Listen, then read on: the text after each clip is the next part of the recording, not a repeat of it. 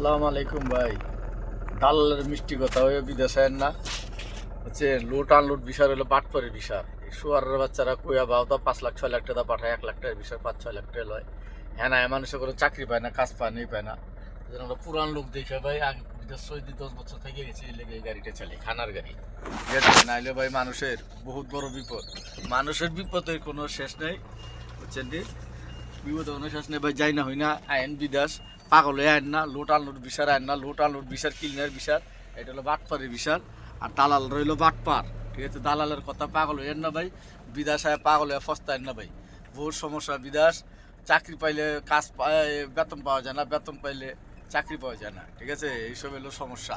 আর দালাল এই মতন বাটপারের মিশা হতা করে পাঠাইবো আপনারে যে 1800 টাকা 2000 টাকা বেতন, হুদা হইলো মিশা হতা, কোনোই নাই। এইটা হলো হুদা মিশা তো করে পাঠায় ভাই। ডাইরেক্ট কোম্পানি ছাড়া আইন না, না হলে বিদেশে আহার দরকার নেই। ওকে, আসসালামু আলাইকুম।